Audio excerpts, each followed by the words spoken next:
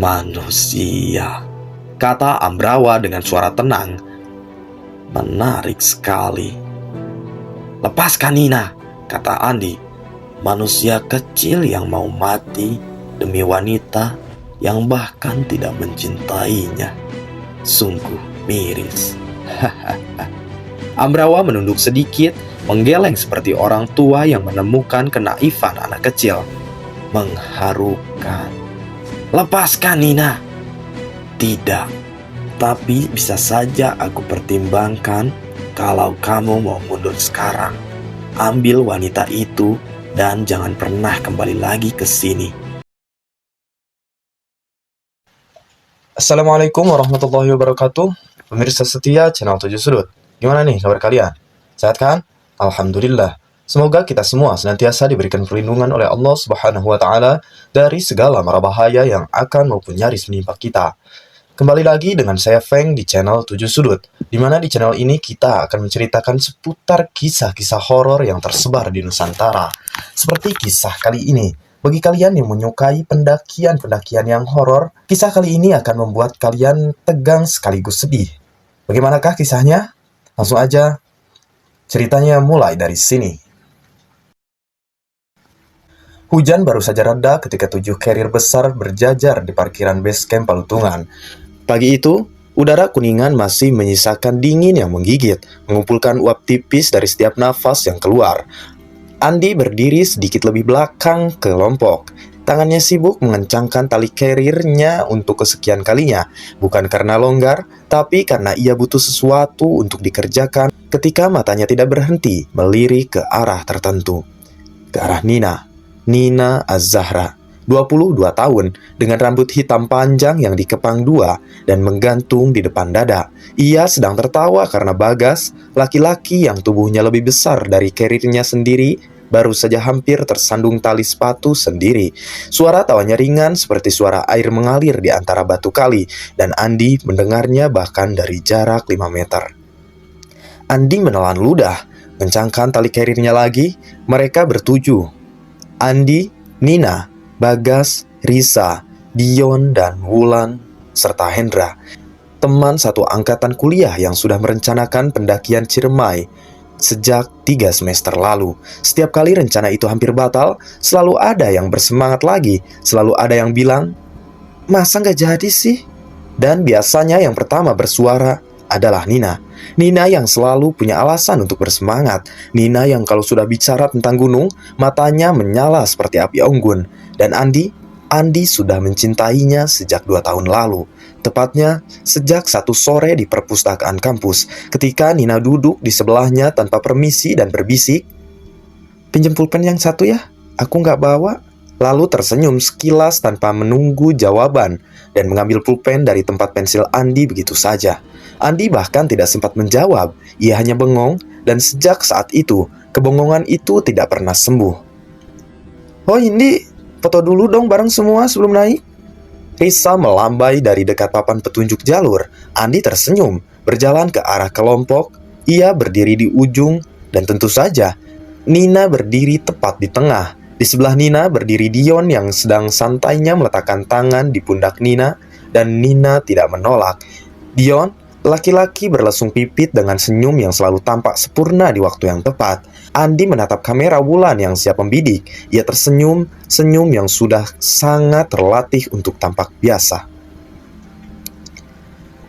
Jalur Palutungan dikenal tidak main-main dari awal pendakian saja. Jalur sudah menanjak dengan konsisten, tanpa banyak basa-basi datar, seolah gunung ini tidak sabar ingin menguji siapa yang benar-benar layak menjejak puncaknya. Tapi di antara tanjakan dan akar-akar pohon yang menyembul dari tanah, ada tawa, ada cerita, ada selorohan Bagas yang entah dari mana ia dapat energi untuk terus berbicara, meski napasnya sudah tersengal. Ada Risa yang setiap 5 menit mengeluh kakinya karena sakit, tapi tidak pernah mau minta istirahat duluan karena gengsi. Dan ada Andi yang tetap berjalan di belakang Nina, bukan karena sengaja, atau mungkin sengaja, tapi ia tidak akan pernah mengakuinya. Di tanjakan sebelum pos 1, Nina tersandung akar pohon dan hampir jatuh. Tangan Andi refleks memegang tangan Nina dari belakang. Nina menoleh, terkejut sebentar, lalu tertawa kecil. Makasih Andi, hampir aja, katanya sambil memperbaiki posisi karirnya. Hati-hati, jawab Andi dengan pendek, karena kalau ia bilang lebih dari 2 kata, suaranya mungkin akan terdengar sedikit bergetar. Nina sudah tidak memperhatikannya lagi. Ia sudah melangkah ke depan, mengejar Dion yang memanggil dari atas. Andi berdiri sebentar, menggenggam tangannya sendiri, tangan yang baru saja menyentuh lengan Nina. Kemudian melangkah lagi. Di pos 2, mereka beristirahat lebih lama. Wulan mengeluarkan coklat batang dan membaginya rata. Dion menyeduh 2 gelas kopi, 1 untuk dirinya, 1 langsung ia sodorkan ke Nina dengan senyum itu. Kamu pasti udah butuh ini, kata Dion. Nina menerimanya. Tangannya sempat menyentuh tangan Dion saat mengambil gelas itu, dan keduanya tertawa karena alasan kecil yang bahkan Andi tidak dengar. Dunia mereka terlalu kecil untuk orang lain. Bagas duduk di sebelah Andi dan menyodorkan sebatang coklat lalu bertanya, "Lo kenapa, Di?" bisik Bagas. Enggak apa-apa," jawab Andi. "Lo ngeliatin mereka dari tadi?" "Ah, enggak."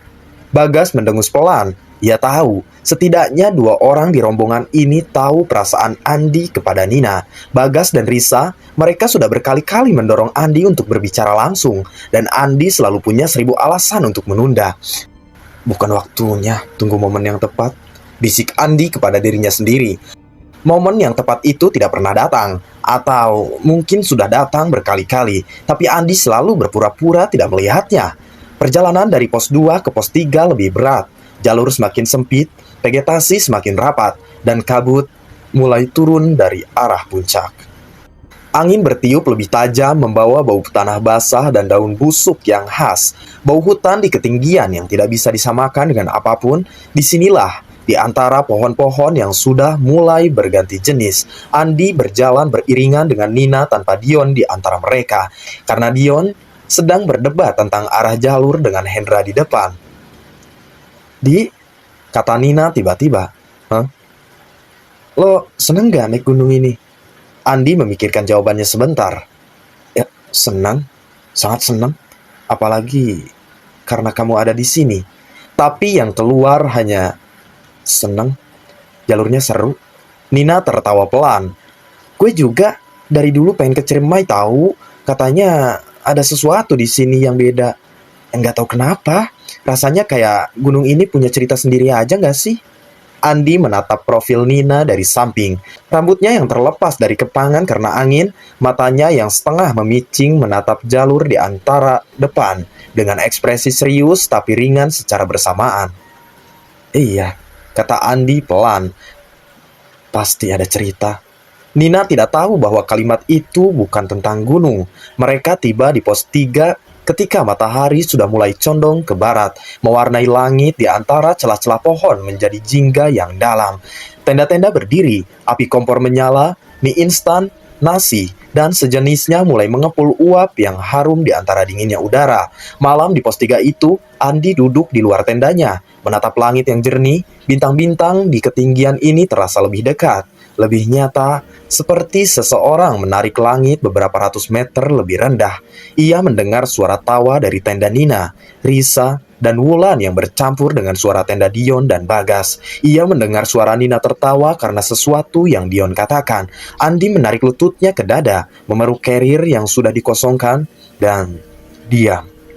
Ia tidak tahu bahwa malam itu adalah malam terakhir yang normal, bahwa setelah ini tidak ada yang akan tetap sama. Suara longsor datang tanpa peringatan, bukan gemuruh dramatis seperti di film, tapi suara rendah yang menggelinding dari atas, seperti ratusan kaki berjalan bersamaan di tengah basah, diikuti retakan-retakan kecil yang terdengar dari lereng di sebelah kiri jalur. Mereka baru saja meninggalkan pos 3, berjalan dalam formasi memanjang di jalur sempit yang semalam disiram hujan ringan. Tanah masih lembab, akar pohon mengkilap karena air. Kemudian, hal itu terjadi. Longsor. "Lari!" Hendra yang paling depan yang pertama berteriak. Ia melihat dinding tanah di sebelah kiri mulai bergerak, perlahan, lalu tiba-tiba sangat cepat, membawa serta bebatuan, akar dan lumpur. Dalam satu gelombang coklat kehitaman yang tidak bisa ditawar, Andi langsung berpaling ke belakang ke arah Nina yang ada di belakangnya. Ia meraih lengan Nina, menariknya ke kanan, mencari pohon besar untuk pegangan.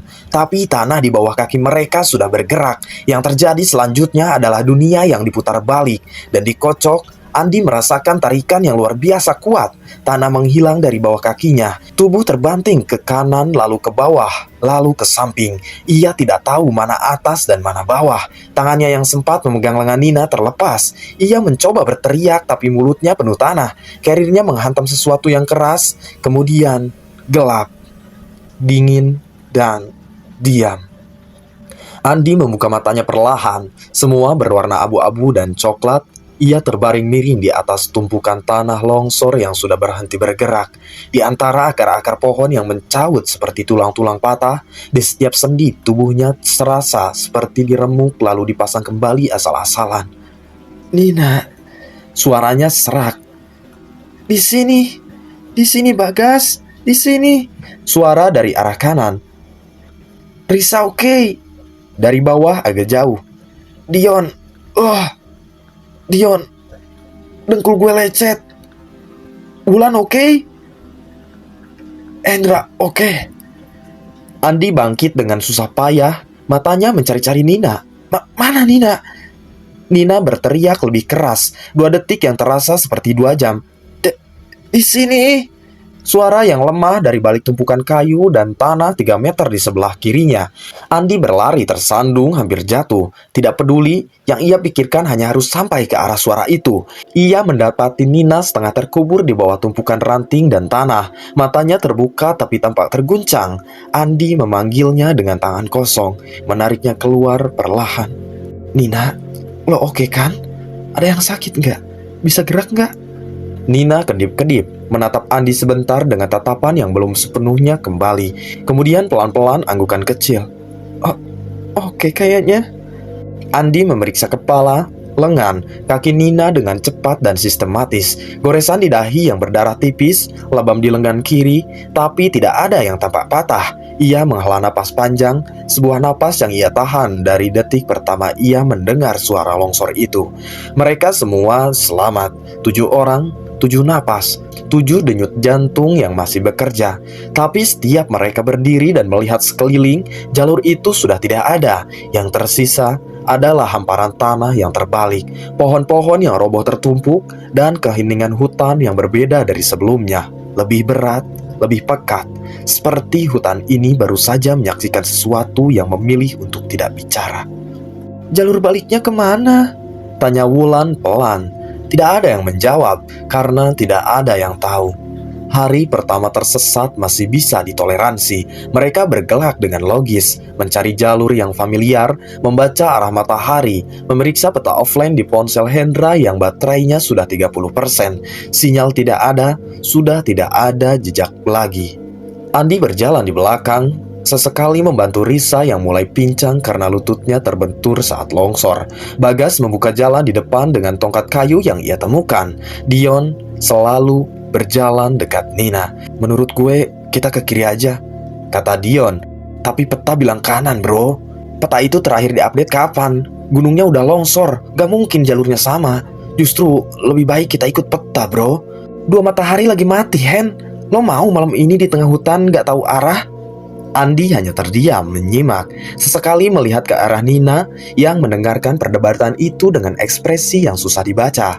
Malam kedua mereka dirikan bivak darurat di bawah pohon besar, menggunakan flysheet carrier sebagai atap improvised. Tidak ada yang tidur nyenyak, dinginnya berbeda dari pos 3. Ini dingin yang lebih lembab, lebih menusuk, seperti dingin yang masuk dari dalam tulang, bukan dari permukaan kulit. Hari kedua, mereka bergerak lagi dan mulai kesasar lebih jauh. Hari ketiga, persediaan makanan mulai diperhitungkan dengan serius. Hendra mulai meracik jatah. Bagas yang biasanya banyak bicara mulai berdiam. Risa menangis pelan di sudut bivak malam itu, dan Wulan yang merangkulnya pun tidak tahu harus berkata apa.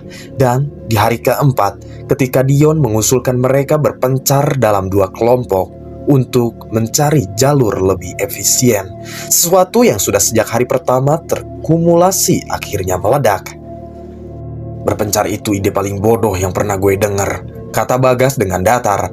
Lo punya ide yang lebih bagus, ha? Dion menatapnya. 7 orang, 7 kepala yang sudah 4 hari tidak mandi, tidak tidur cukup, tidak makan cukup, tidak tahu akan pulang atau tidak, dan kini saling berteriak. Yang paling menyakitkan bukan perdebatannya, tapi bagaimana akhirnya mereka terbagi. Dion, Nina, Wulan, dan Hendra satu arah. Bagas, Risa, dan Andi di arah yang lain. Bukan karena keputusan strategis, tapi karena kesetiaan dan kebencian kecil yang selama ini mereka timbun. Wulan bilang Bagas terlalu keras kepala.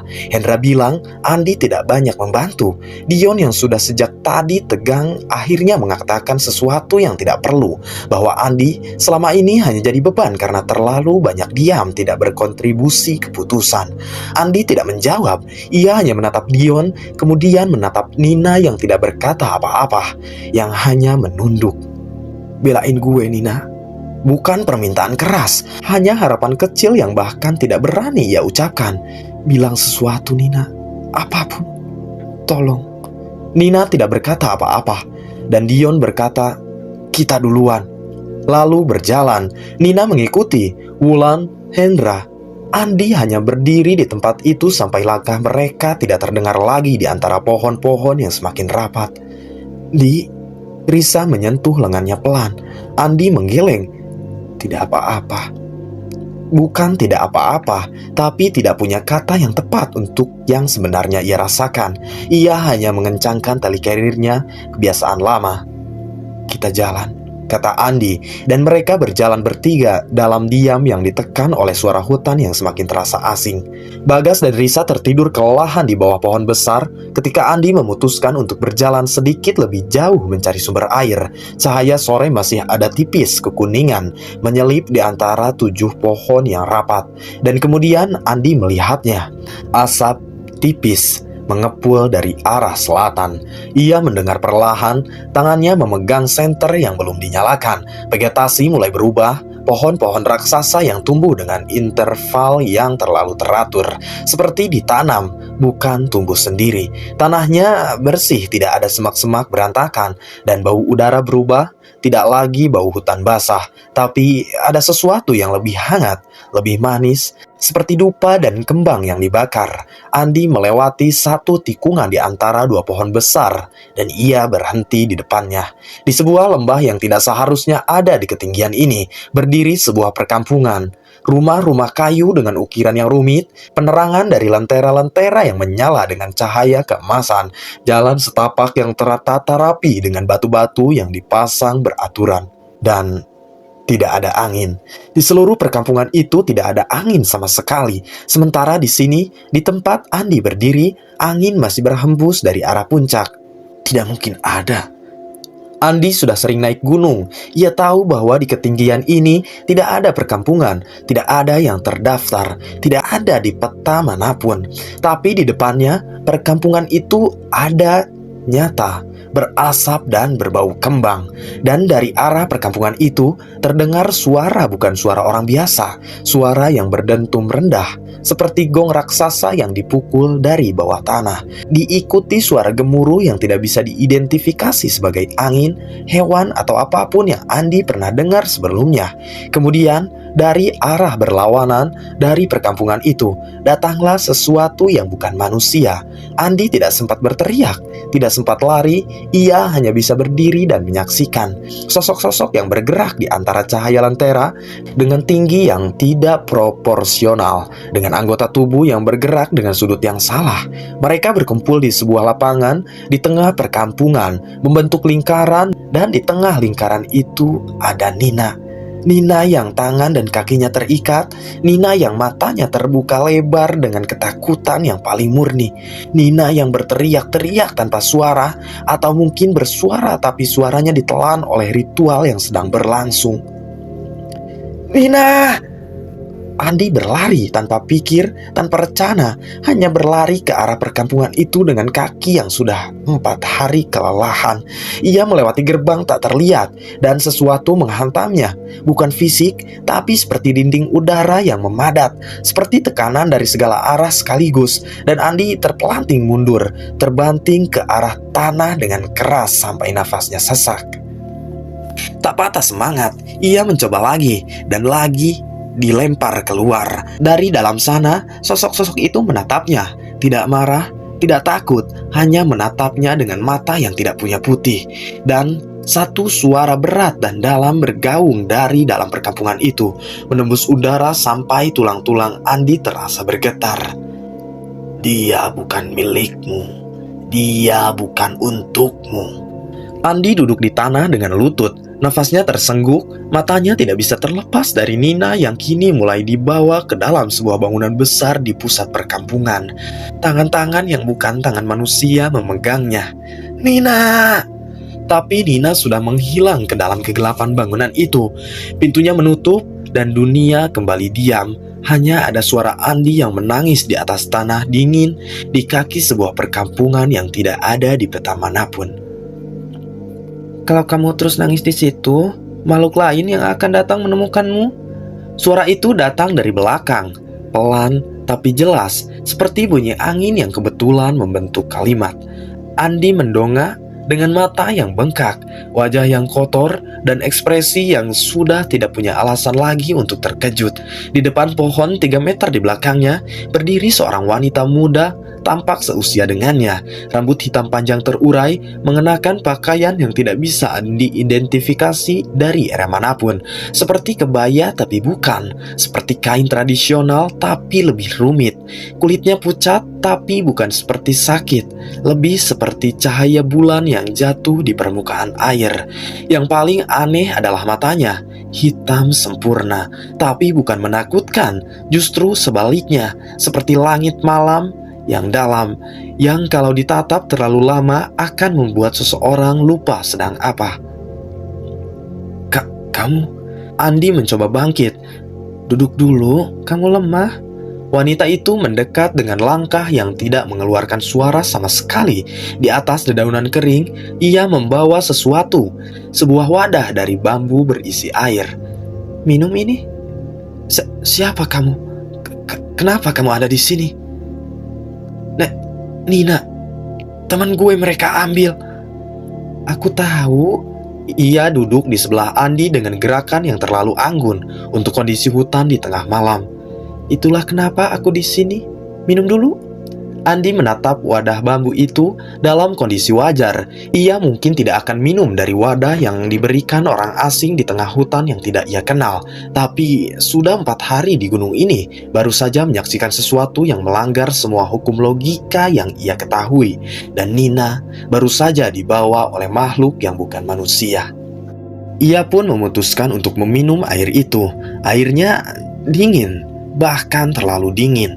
Tapi begitu ia menelan, ada kehangatan aneh yang menyebar dari tenggorokan ke dada, ke ujung-ujung jarinya.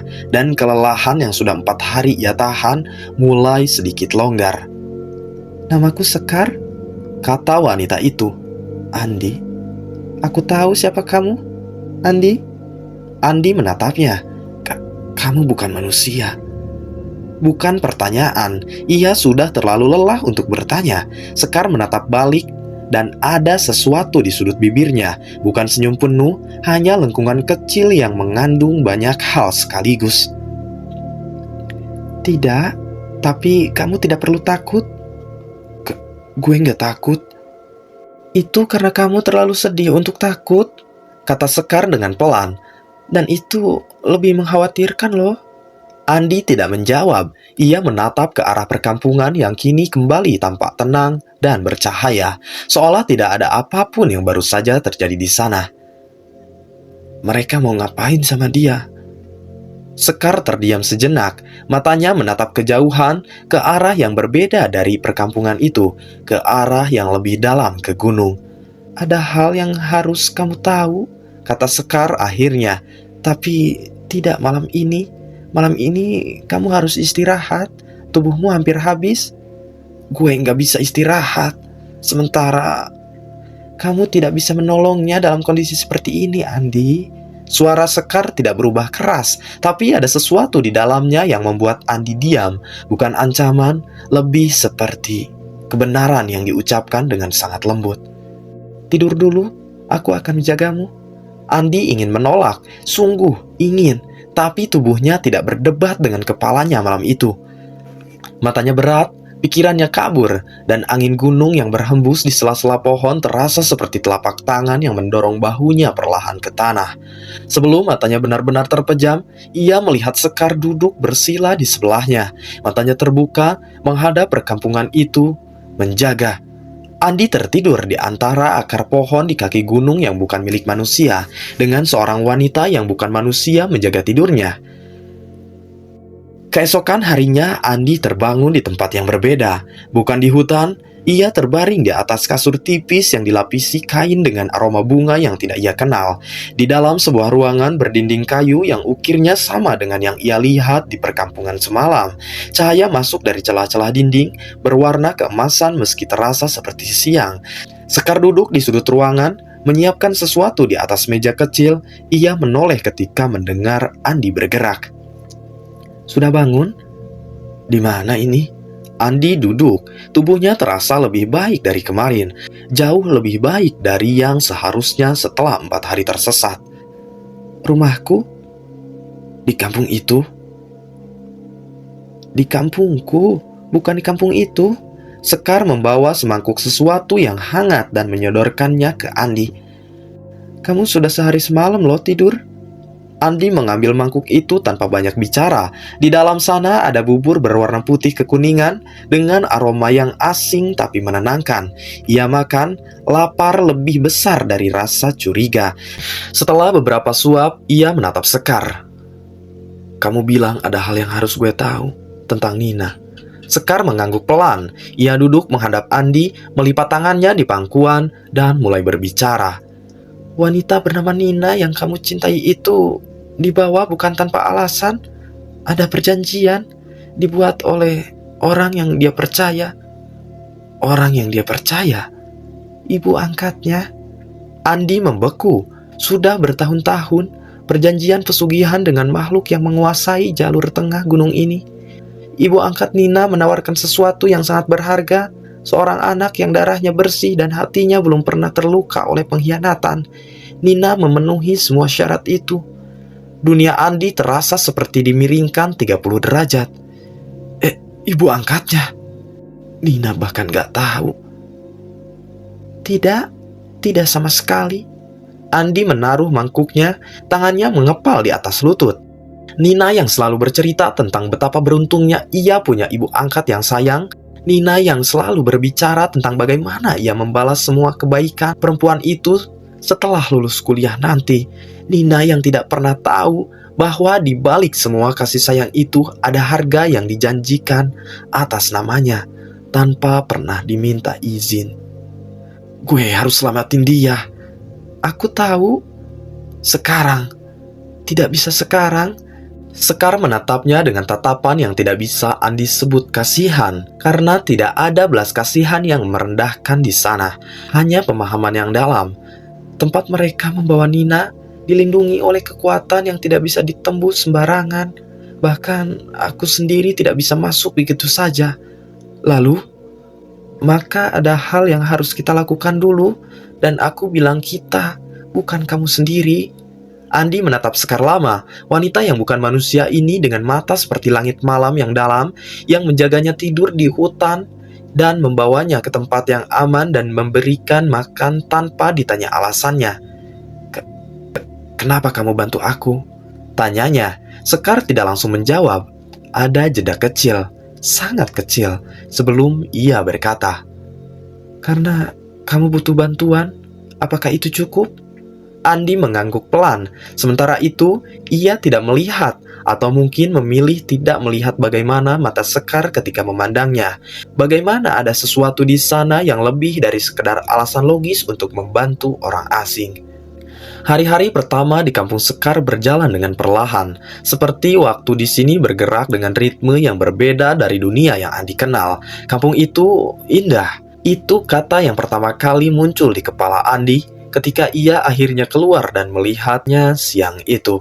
Rumah-rumah kayu dengan ukiran yang terlalu detail untuk dibuat oleh tangan biasa, pohon-pohon yang tumbuh di antara bangunan seperti bagian dari arsitekturnya, bukan penghalang, sungai kecil yang airnya jernih sampai Andi bisa menghitung batu di dasarnya, dan penghuninya, orang-orang yang bergerak di antara rumah-rumah itu tampak seperti bukan manusia biasa, tapi tidak ada sesuatu yang berbeda. Bayangan mereka tidak selalu bergerak mengikuti gerak tubuh.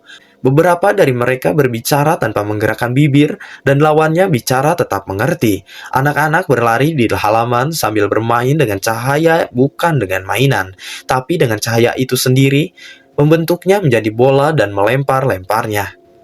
"Kamu tidak perlu takut pada mereka," kata Sekar yang berjalan di sebelahnya. "Mereka tidak akan menyakitimu. Gue tahu." Dan anehnya Andi memang tidak takut. Mungkin karena ketakutannya sudah habis terpakai untuk hal-hal yang lebih besar. Atau mungkin karena kampung ini dengan segala keanehannya terasa tenang. Bukan tenang yang mati, tapi tenang yang hidup. Di hari-hari itu, Sekar menjadi penuntunnya. Ia menunjukkan di mana sumber air tawar yang bisa ia minum langsung, di mana ia bisa mendapatkan makanan, di mana ia tidak boleh pergi setelah matahari terbenam. Ia menjawab semua pertanyaan Andi dengan sabar, tenang, tentang kampung, tentang gunung, tentang kekuatan-kekuatan yang tinggal di tempat ini. Dan ada hal-hal kecil yang Andi perhatikan atau mungkin tidak cukup memperhatikan. Sekar selalu ada. Di pagi hari ketika Andi bangun, ada makanan yang sudah disiapkan. Di sore hari ketika Andi duduk di depan rumah, menatap kosong ke arah gunung, Sekar datang dan duduk di sebelahnya tanpa ditanya, menawarkan percakapan atau diam sesuai dengan yang Andi butuhkan.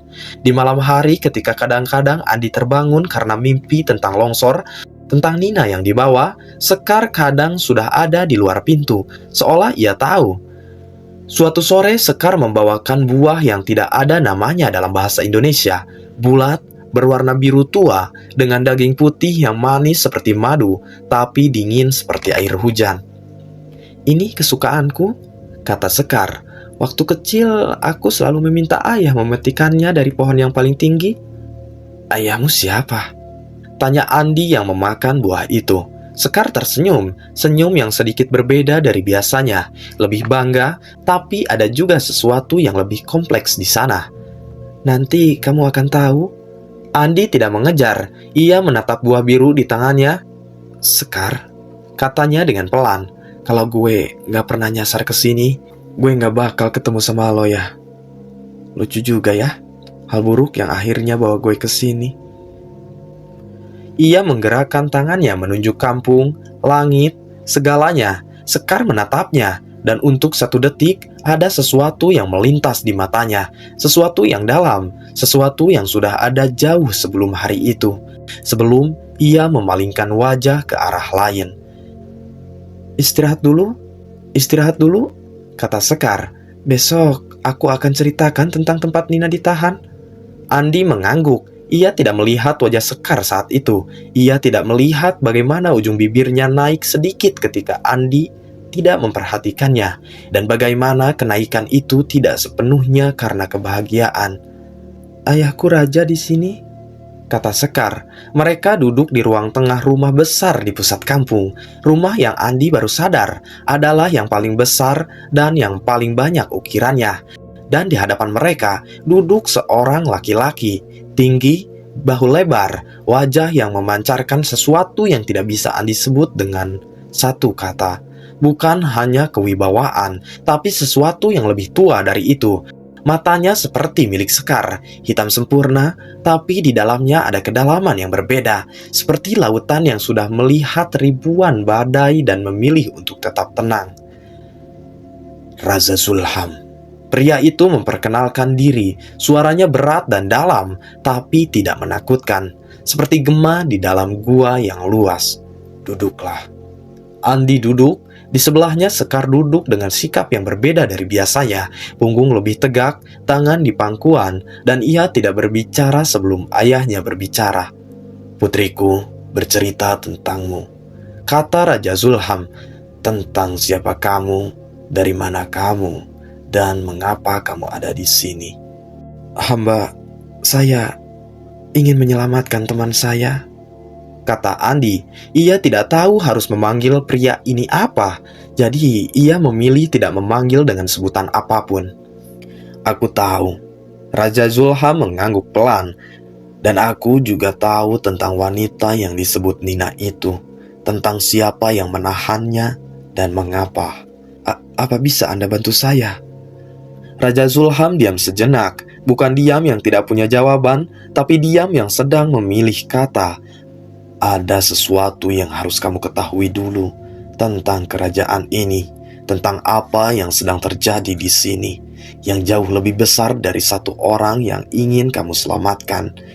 Dan maka Raja Zulham pun bercerita tentang kerajaan di utara gunung, tentang tahta yang seharusnya menjadi miliknya, tentang adik yang ia percaya, Ambarawa, yang tersenyum di depannya dan mengumpulkan pasukan di belakangnya, tentang malam ketika pengkhianatan itu pecah, ketika Ambarawa datang bukan sebagai adik, tapi sebagai pemberontak dengan pasukan yang tidak loyalitas, tidak bisa dibeli oleh kewajaran, tentang istri Raja Zulham yang terbunuh, tentang anak laki-lakinya yang terbunuh, tentang Leontindars, sumber kekuatan yang sudah turun-temurun dalam garis kerajaan yang dicuri oleh Ambrawa di malam yang sama. Raja Zulham mengucapkan semua itu dengan suara yang tidak bergetar, tapi matanya, mata yang hitam seperti lautan. Ada sesuatu di dasarnya yang Andi bisa melihat bahkan dari jarak sejauh ini. Sesuatu yang disimpan dengan sangat rapi, tapi tidak bisa sepenuhnya disembunyikan. "Dan Sekar?" tanya Andi pelan. "Sekar selamat karena sedang tidak ada di istana malam itu. Dia satu-satunya keluargaku yang tersisa." Hening sejenak. Andi menatap ke meja tangannya sendiri. Kemudian, "Apa hubungannya dengan Nina?" "Makhluk yang menahan Nina. Mereka di bawah kekuasaan Ambrawa. Adikku telah membuka banyak perjanjian hitam sejak merebut tahta. Pesugihan yang dilakukan ibu angkat Nina adalah salah satu sumber kekuatan Ambrawa, dan Nina adalah tumbal yang dijanjikan untuk memperbarui perjanjian itu." Andi memejamkan mata sebentar, membuka lagi. "Jadi, satu-satunya cara menyelamatkan Nina adalah mengambil kembali tahta kerajaan dari tangan adikku, memutus semua perjanjian hitam yang ia buat, dan untuk itu..." Raja Zulham menatap Andi dengan tatapan yang terasa seperti sedang mengukur sesuatu. "Aku butuh seseorang dengan jiwa yang bersih, seseorang yang berjuang bukan karena ambisi, tapi karena tanggung jawab." Tapi saya hanya manusia biasa," kata Andi. "Tidak ada manusia yang benar-benar biasa," kata Raja Zulham. "Ada sesuatu dalam dirimu yang bahkan panglima terkuatku tidak memiliki. Aku melihatnya sejak pertama Sekar cerita tentangmu." Hening yang panjang. Di sudut ruangan, Sekar duduk diam dengan ekspresi yang tidak bisa dibaca, atau mungkin terlalu bisa dibaca kalau seseorang cukup memperhatikannya. Andi menghela napas. "Lantas apa yang harus saya lakukan?" "Belajar." Panglima Wiraga adalah seorang yang tidak terlihat seperti apa yang seharusnya menjadi panglima.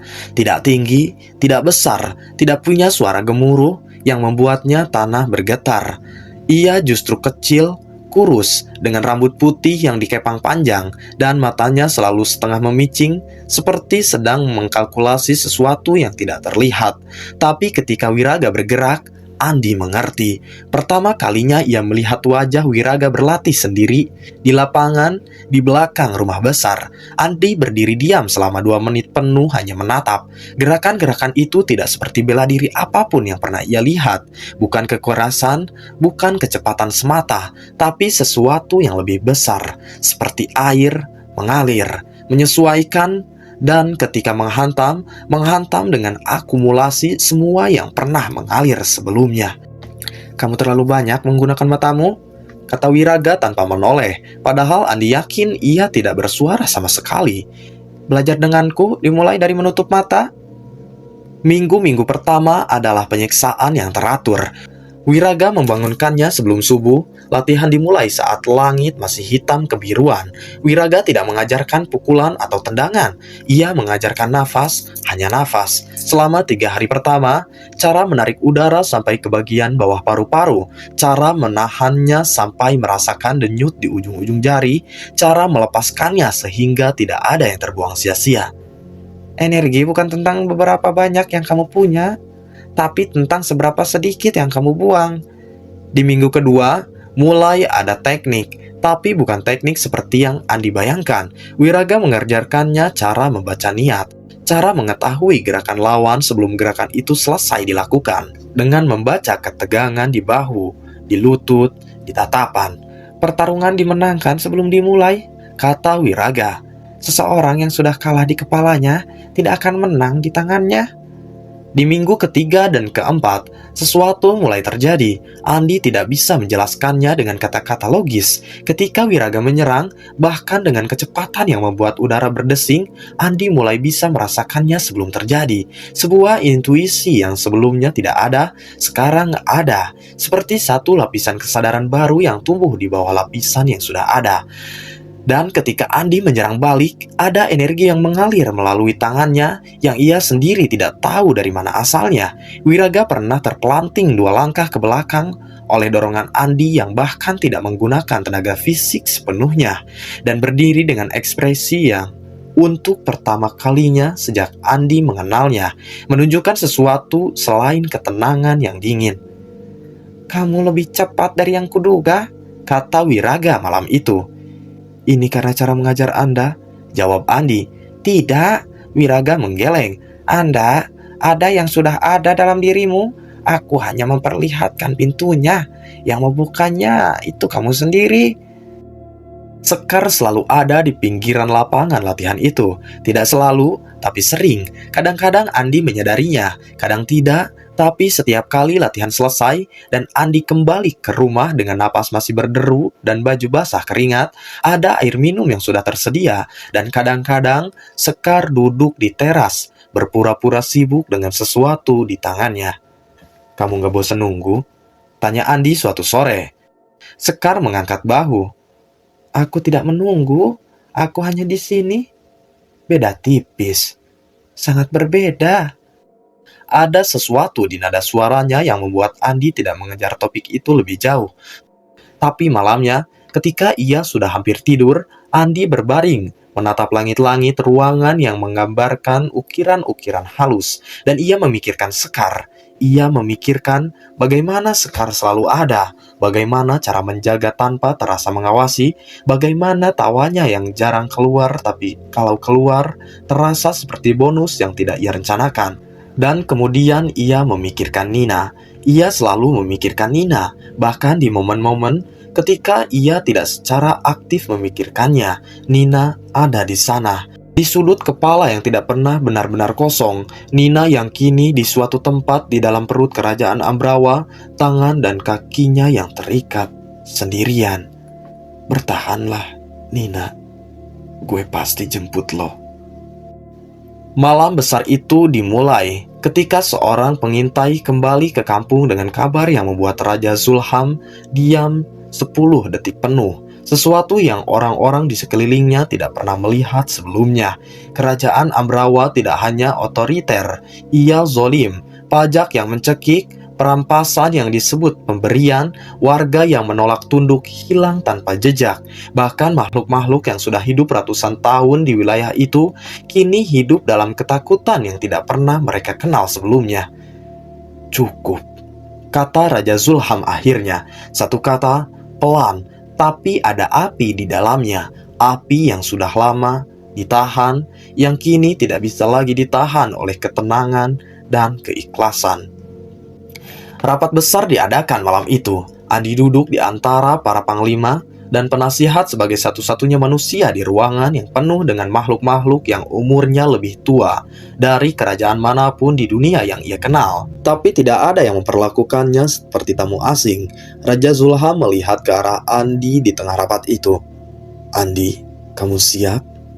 Semua mata yang hitam dan tua itu beralih ke arah Andi. Andi mengangguk satu kali, tegas, dan rencana perang pun dimulai. Sebelum fajar, Andi berdiri di lapangan kecil di belakang rumah besar malam sebelum keberangkatan. Langit di atas kampung ini berbeda dari langit di alam manusia. Ada 2 bulan, satu besar, satu kecil, dan bintang-bintangnya bergerak perlahan dalam pola yang hampir seperti teratur. Ia menatap tangannya, tangan yang sama seperti sebelumnya. Ia tidak ada yang berubah secara fisik, tapi ia bisa merasakannya. Kalau fokus, arus yang mengalir di bawah kulitnya mengikuti nadi, mengikuti napas, sesuatu yang Wiraga ajarkan dan yang sekarang terasa seperti bagian dari dirinya sendiri. "Kamu takut?" Sekar berdiri di belakangnya. Malam ini ia mengenakan pakaian yang berbeda, lebih formal, lebih serius. Tidak ada bunga di rambutnya, tapi matanya sama. "Takut? Enggak dong," jawab Andi. "Bohong?" Andi menatapnya, kemudian tertawa kecil, tawa pelan dan lelah tapi nyata. "Hehe, iya, sedikit." Sekar mendekat dan berdiri di sebelahnya. Menatap langit yang sama, mereka diam beberapa saat. "Andi," katanya akhirnya, "apapun yang terjadi besok, ingat ya, bahwa kamu nggak sendirian. Ada aku, ada ayah, ada semua yang percaya sama kamu. Aku bakalan ingat. Dan ada jeda sebentar. Selamatkan Nina. Kamu harus selamatkan dia. Bukan hanya karena itu tujuanmu, tapi karena dia memang harus selamat." Andi menoleh ke Sekar. Ada sesuatu dalam cara Sekar mengatakannya, terlalu tulus, terlalu tanpa syarat, yang membuat dada Andi sesak dengan cara yang tidak bisa ia terjemahkan. Kenapa kamu baik banget sama aku?" Sekar menatap balik, matanya seperti langit malam itu, dalam, tenang, dan menyimpan sesuatu yang sangat besar di balik permukaannya. "Tidur? Besok pasti panjang," katanya akhirnya, dan ia berjalan kembali ke dalam rumah.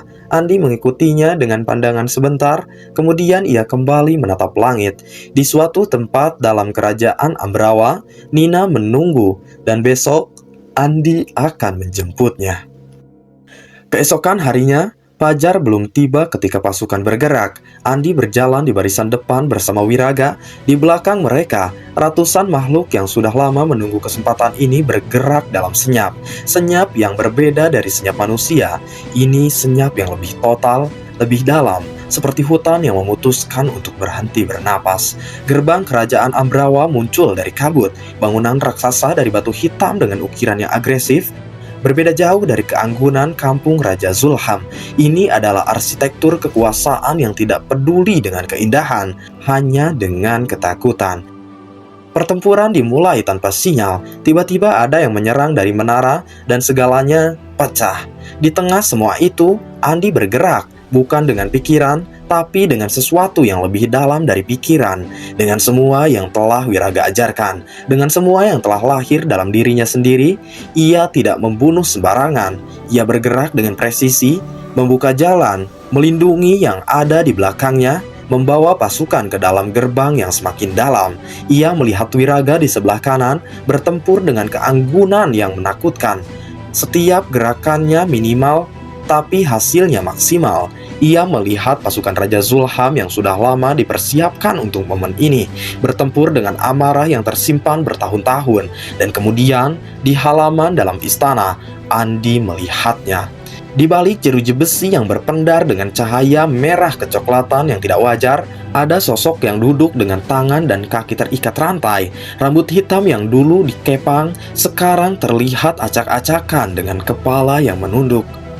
"Nina, itu Nina." Sesuatu di dalam dada Andi menarik ke arahnya, ke arah jeruji itu, tapi di antara Andi dan Nina ada halaman yang penuh pertempuran, dan di ujungnya berdiri sosok yang sudah Andi dengar namanya, tapi baru sekarang ia lihat. Ambrawa. Sosok tinggi, jubah hitam, wajah yang kalau tanpa semua ini mungkin masih bisa disebut tampan. Manusia, kata Ambrawa dengan suara tenang. Menarik sekali. Lepaskan Nina, kata Andi. Manusia kecil yang mau mati demi wanita yang bahkan tidak mencintainya. Sungguh miris. Ambrawa menunduk sedikit, menggeleng seperti orang tua yang menemukan kenaifan anak kecil. Mengharukan. Lepaskan Nina. Tidak. Tapi bisa saja aku pertimbangkan kalau kamu mau mundur sekarang. Ambil wanita itu dan jangan pernah kembali lagi ke sini. Tahta ini milikku. Sudah lama menjadi milikku. Tahta diambil bukan tahta milik. Kamu membunuh kakakmu, keluargamu, membunuh mereka yang tidak pernah melawan. Ambrawa tersenyum. Oh, orang-orang lemah harus disingkirkan. Kakakku terlalu sibuk mengurus yang lemah sampai lupa mempertahankan yang kuat. Apa bedanya dengan dirimu yang kamu selalu sibuk dengan mengambil kekuatan orang lain? Ambrawa bergerak cepat, lebih cepat yang Andi antisipasi, bahkan dengan semua yang sudah ia pelajari. Tapi Andi bergerak juga, dan untuk beberapa waktu, halaman istana itu menjadi arena antara dua kekuatan yang sangat berbeda karakternya. Ambrawa yang keras, eksplosif, dan haus, Andi yang mengalir, menyesuaikan, dan sabar. Andi terkena beberapa serangan, ada yang menghantam dadanya dan membuatnya terdorong 3 langkah ke belakang, napasnya tersengal. Ada juga yang menggores bahunya dan meninggalkan luka bakar dari energi Ambrawa. Tapi Andi tidak jatuh. Dan kemudian, Andi! Suara Sekar dari arah kanan. Andi menoleh sekilas setengah detik dan melihat Sekar yang sudah berhasil masuk ke halaman istana. Sekar yang kini terluka di sisi kanannya, darah di lengan dan pelipisnya. Sekar yang sedang didorong ke tanah oleh 2 makhluk penjaga Ambrawa. Dan Ambrawa yang melihat arah pandangan Andi tersenyum dan dengan satu gerakan tangannya melemparkan sebuah bilah energi gelap ke arah Sekar dengan tujuan yang tidak perlu diterjemahkan. Sesuatu pecah di dalam dada Andi, bukan hanya kemarahan, tapi sesuatu yang jauh lebih dalam dan lebih lama. Semua yang telah ia simpan, semua yang telah ia tahan, semua yang tak pernah ia izinkan untuk sepenuhnya keluar karena takut, perasaan yang selama ini hanya berbisik, kini berteriak. Perasaan yang selama ini hanya berdiri di ujung, kini berlari penuh kecepatan. Tidak! Tidak ada lagi yang berhak disakiti oleh dia.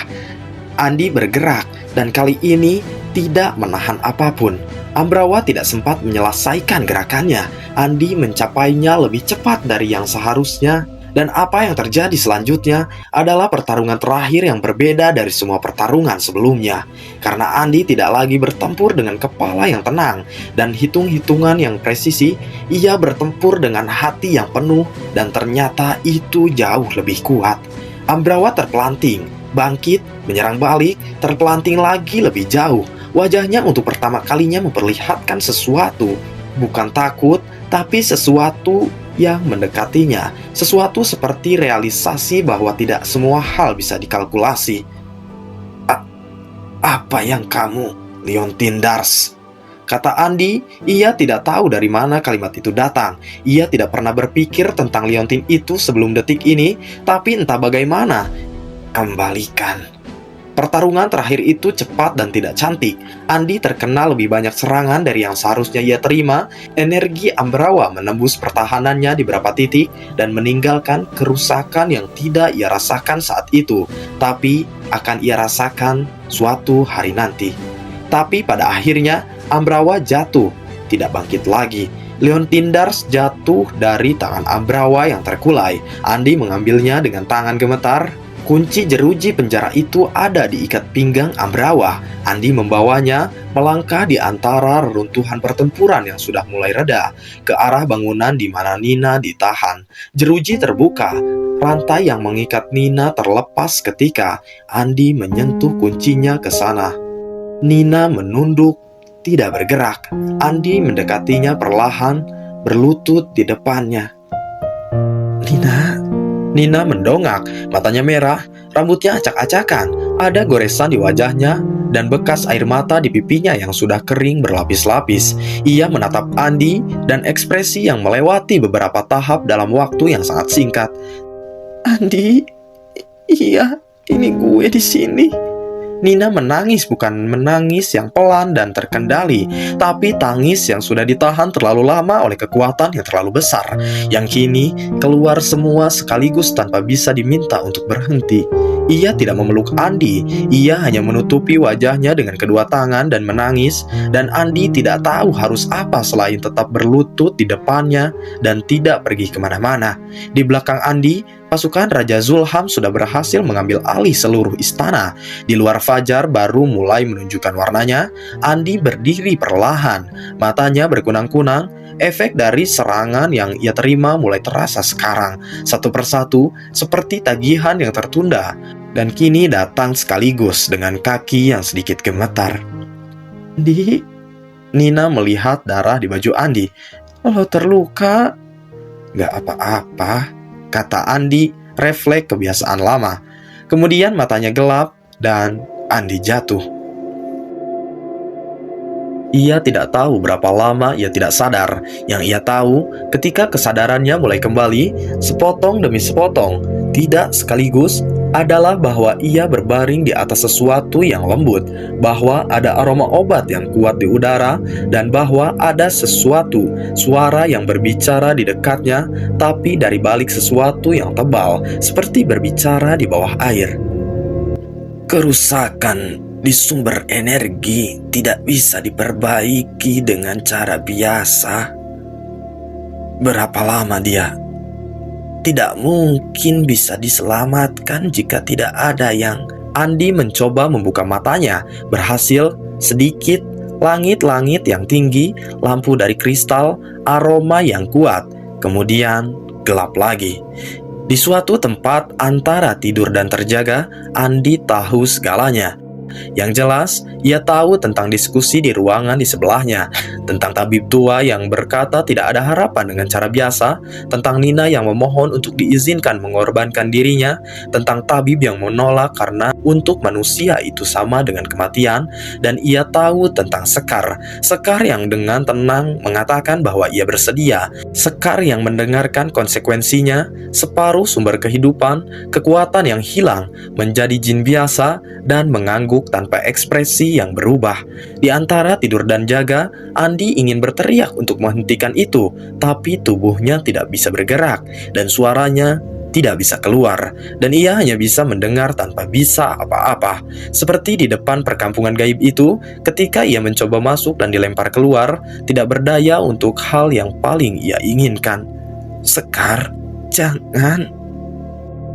Ketika Andi akhirnya membuka matanya, benar-benar membuka mata sampai bisa melihat dengan jelas. Yang pertama kali ia lihat adalah langit-langit kristal itu. Kemudian profil seseorang duduk di kursi di sebelah tempat tidurnya.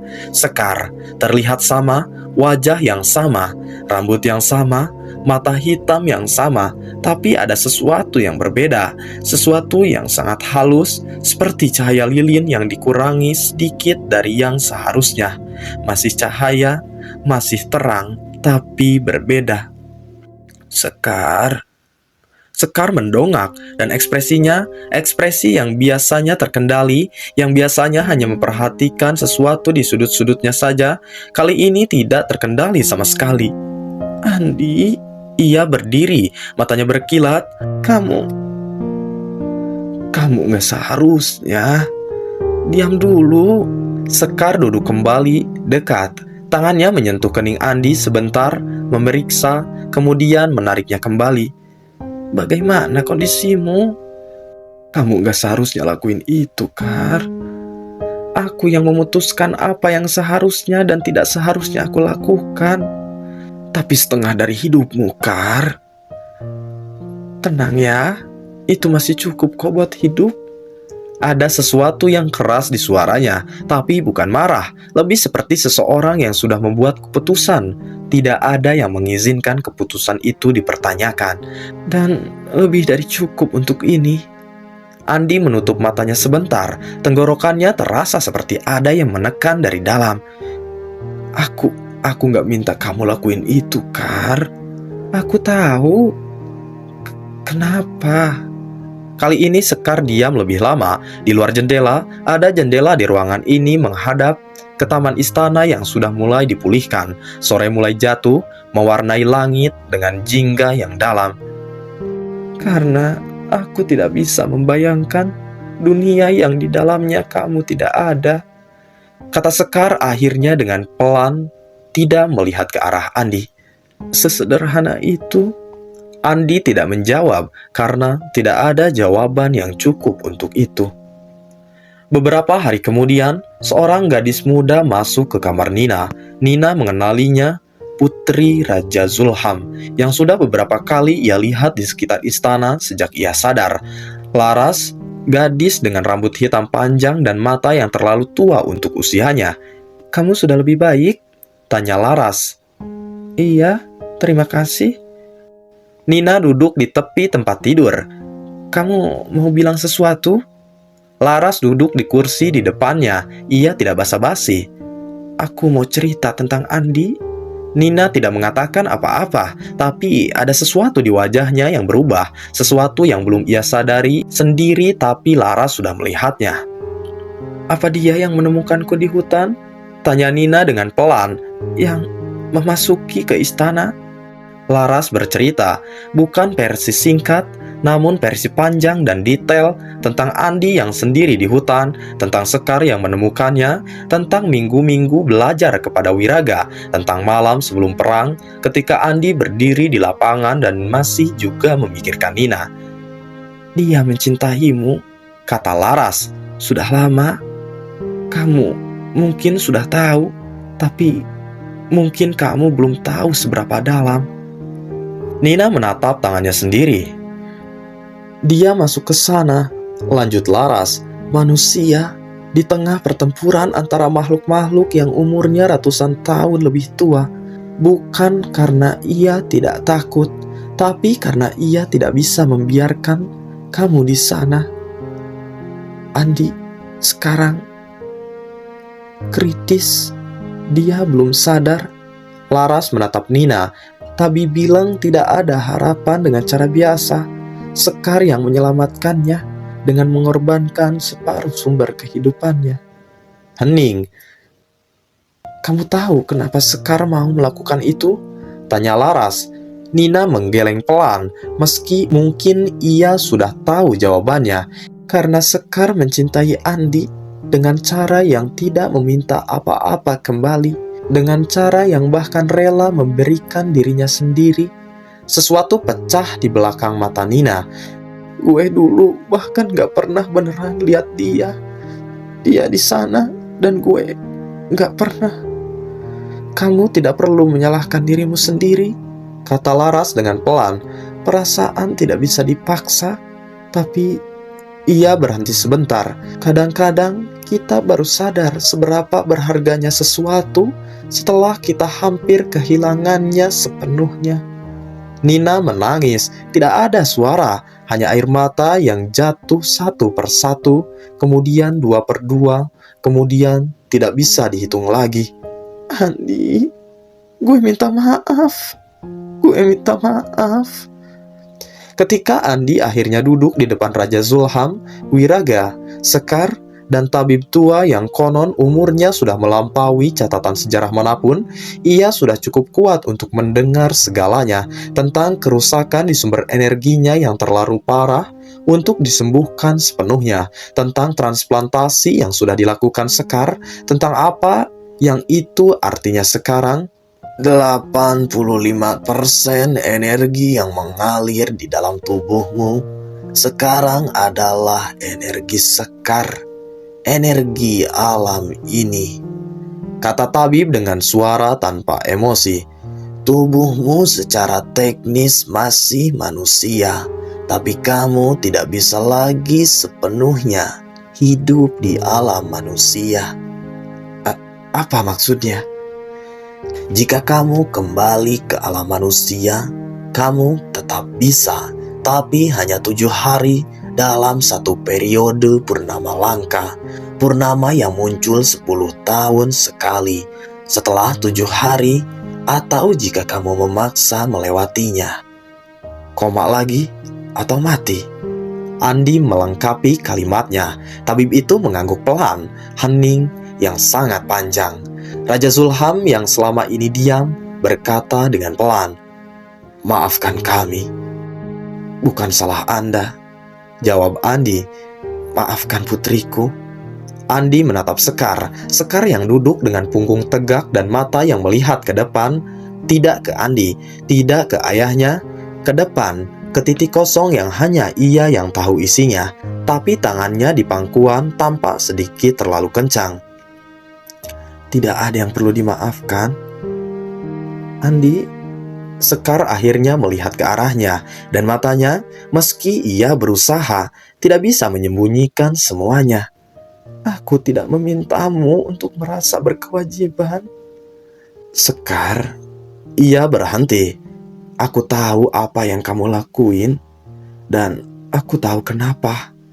Andi diam sebentar, mengumpulkan sesuatu dari dalam dadanya. "Aku gak butuh waktu yang panjang buat tahu apa keputusanku." Andi menemui Nina di taman istana sore itu. Langit berwarna merah tua, dan pohon-pohon di taman ini yang tidak seperti pohon di alam manusia, tapi entah kenapa terasa lebih hidup, menundukkan dahan-dahannya pelan ditiup angin. Nina sudah tahu ia akan datang. Ia sudah berdiri sejak tadi, memunggungi jalan masuk, menatap ke arah yang jauh. Kemudian ia berbalik, dan Andi melihat matanya, merah sedikit di tepiannya, tapi menahan diri. "Andi," katanya. "gue mau." "Jangan minta maaf dulu," kata Andi dengan pelan. Nina diam. "Gue udah lama suka sama lu, dan lu tahu itu kan?" Nina menunduk. "Iya." "Gue gak nyesel sama sekali, enggak. Perasaan itu, semua yang terjadi gara-gara perasaan itu, semuanya jadi sesuatu yang membawa gue ke sini, yang membawa gue ke tempat mereka semua, yang akhirnya bikin gue tahu sesuatu." "Apa?" "Kalau gue bisa mencintai orang yang bahkan gak pernah benar-benar lihat gue." Ada sesuatu setengah senyum di ujung bibirnya, dan Nina tahu itu bukan bitternya, tapi ikhlas sepenuhnya. "Maka gue bisa mencintai orang yang bisa melihat gue dengan semua yang ada." Nina menggigit bibirnya, air matanya turun, satu, kemudian tidak bisa berhenti. "Andi, gue minta maaf." "Gak perlu." Andi menggeleng. "Perasaan gak bisa dipaksa, Nin. Gue tahu itu. Gue selalu tahu. Gue yang milih untuk terus berharap, bukan lu yang memilih buat gak merasa apa-apa." Tapi sekarang gue baru ngerti." "Gue tahu." Andi menatapnya. "Dan gue senang lu bisa ngerti, beneran. Tapi itu bukan alasan gue buat gak milih Sekar." Nina menangis pelan, bukan tangis meminta, lebih seperti tangis pelepasan, tangis orang yang mengerti bahwa ada hal yang tidak bisa diulang dan menerima itu. "Dia mencintai kamu dengan cara yang udah kamu lakuin sama aku dulu. Dan dia layak dicintai dengan cara yang sama," kata Andi. Mereka berdiri dalam senja itu beberapa saat, tidak perlu banyak kata lagi. Ia menemui Sekar di kamarnya malam itu. Sekar sedang memandang keluar jendela, rambut terurai tanpa ornamen apapun di kepalanya. Ia menoleh ketika mendengar ketukan. "Boleh masuk?" Sekar mengangguk. Andi masuk, Ia tidak langsung berbicara. Ia berdiri di tengah ruangan itu beberapa saat, menatap Sekar yang sudah kembali menatap keluar jendela, menunggu atau mungkin tidak berani menunggu. "Sekar," kata Andi akhirnya. "Hah? Aku mau tinggal di sini?"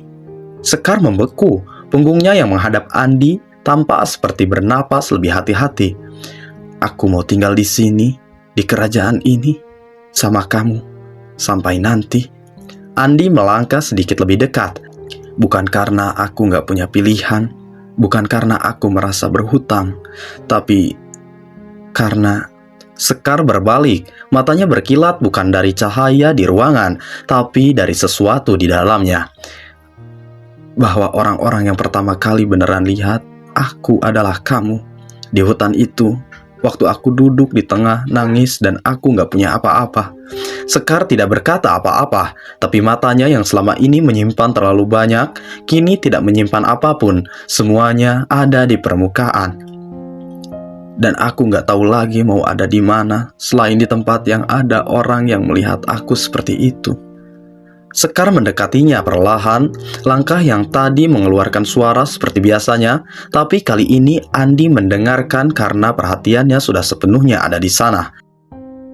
Dan ketika Sekar berdiri di depannya, mata Sekar tepat menatap mata Andi. Andi menyadari sesuatu yang sederhana. Di semua kekacauan, di semua kehilangan, di semua perjalanan dari parkiran base camp Palutungan sampai ke sini, tempat yang paling ia ingin berada bukan di tempat tertentu, tapi di sebelah orang tertentu. Aku minta maaf kalau aku lama nyadar." Sekar menggeleng pelan. "Kamu gak terlambat," katanya, dan suaranya untuk pertama kalinya terdengar seperti seseorang yang tidak sedang menjaga apa-apa. "Kamu tepat waktu." Hari yang datang. Pernikahan di kerajaan ini tidak seperti pernikahan dimanapun. Tidak ada gedung dengan kursi bertata rapi dan lampion yang digantung. Yang ada adalah taman yang dihiasi cahaya-cahaya yang muncul dari dalam tanah, pohon-pohon yang daunnya berubah warna jadi emas untuk hari itu saja, dan seluruh pengikut Raja Zulham yang berkumpul dalam senyap yang penuh hormat. Sekar mengenakan pakaian putih yang berkilau dengan cahaya sendiri, rambutnya digelung dengan bunga-bunga yang tumbuh di sekitar kerajaan, bunga yang tidak ada namanya dalam bahasa manusia, tapi wanginya seperti seluruh musim hujan dijadikan satu. Andi berdiri di depannya dengan pakaian yang Wiraga pulihkan, jubah abu-abu dengan bordir yang rumit di bagian dada dan lengan, yang ternyata setiap bordir itu adalah simbol yang menceritakan sesuatu. Ia tidak sepenuhnya memahami semua simbolnya, tapi ia merasa bahwa pakaian itu tidak asing di tubuhnya. Raja Zulham yang memimpin upacara, wajah yang selama ini memanggul terlalu banyak, malam itu tampak ringan, matanya berkaca-kaca tapi tidak ada air mata yang jatuh. Wiraga berdiri di samping dengan sikap seorang prajurit, tapi siapapun yang memperhatikan bisa melihat sudut bibirnya yang naik sedikit. Dan Nina berdiri di tepi kerumunan, bukan di baris terdepan, karena itu bukan tempatnya. Ia berdiri sedikit di belakang, di antara dayang-dayang yang baik hati yang selama ini merawatnya, mengenakan pakaian biru yang dipinjamkan Laras. Ketika Andi datang, Sekar mengucapkan janji mereka dalam bahasa yang tidak sepenuhnya Andi mengerti kata per katanya, tapi sepenuhnya ia mengerti maknanya. Ketika Andi dan Sekar mengucapkan janji mereka dalam bahasa yang tidak sepenuhnya Andi mengerti kata per katanya, tapi sepenuhnya ia mengerti maknanya, Nina menatap. Matanya tidak melirik ke tempat lain. Ia menatap ke arah seseorang yang terlambat ia sadari sebelumnya. Dan ia menangis. Tidak keras, tidak sampai bahunya berguncang. Hanya air mata yang jatuh satu persatu tanpa izin, yang ia biarkan begitu saja karena tidak ada gunanya ditahan. Di sebelahnya, Laras melihat itu. Laras tidak berkata apa-apa. Ia hanya mengulurkan tangannya dan Nina menggenggamnya. Mereka berdiri seperti itu sampai upacara selesai. 2 hari setelah pernikahan, Pagi masih abu-abu ketika mereka berjalan menuju batas antara alam gaib dan alam manusia. Andi dan Sekar berjalan di kanan dan kiri Nina. Di kejauhan, Laras dan beberapa pengikut Raja Zulham menunggu di tepi, memberikan jarak yang layak untuk perpisahan ini. Batas itu tampak seperti kabut yang lebih tebal dari biasanya, bergaris tipis cahaya keperakan, tepat di antara dua pohon besar yang tumbuh berhadapan. Nina berhenti beberapa langkah sebelum batas itu. "Aku nggak tahu gimana cara ngomong terima kasih yang sebenarnya," kata Nina. Suaranya tidak pecah. Ia sudah menghabiskan tangisnya 2 hari ini, dan yang tersisa sekarang adalah ketenangan yang bukan ketidakpedulian, tapi penerimaan. "Nggak perlu," kata Andi. "Perlu?" Nina menatapnya. "Makasih. Udah milih aku untuk diselamatin, meski aku nggak pernah milih kamu sebelumnya." Andi tidak menjawab. Ada sesuatu di sudut matanya yang Nina tidak bisa identifikasi, tapi rasanya seperti melihat seseorang yang sudah selesai dengan sesuatu yang berat dan kini bisa bernapas lega. Nina menoleh ke arah Sekar. "Dan kamu tidak perlu," kata Sekar dengan pelan. "Perlu?" Nina mengambil napas panjang. "Tolong jaga dia ya."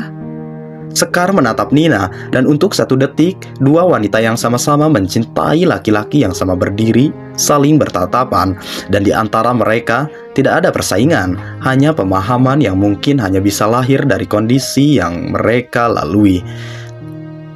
"Sudah sejak awal," kata Sekar. Nina mengangguk. Kemudian tanpa peringatan, ia melangkah ke depan dan memeluk Sekar. Singkat, hanya beberapa detik, namun nyata. Sekar terkejut setengah detik, kemudian membalas, ringan, tapi membalas. Mereka melepaskan diri. Nina menarik napas, memperbaiki tas kecil di pundaknya, dan menatap batas kabut keperakan di depannya. "Gimana kondisi teman-teman yang lain?" tanya Nina. "Sudah kembali ke alam manusia?" kata Sekar. "Bagas, Risa, mereka baik-baik saja. Sudah diantarkan keluar beberapa waktu lalu saat kamu masih dalam pemulihan." Nina mengangguk pelan. "Dion juga." Nina diam sebentar. Dion, nama yang dulu membuat dadanya hangat dan kini hanya terasa seperti nama biasa. Mungkin karena semua yang terjadi mengubah perspektif tentang apa yang benar-benar hangat dan apa yang hanya terasa hangat karena kebetulan ada. "Oke," kata Nina akhirnya. Ia menghadap batas itu, mengambil 1 langkah, berhenti, menoleh sekali lagi ke Andi. "Aku harap kamu bahagia ya di sini." "Aku harap kamu bahagia ya di sini. Aku harap kamu bahagia ya di sini." Ya Allah, musbih riwayat.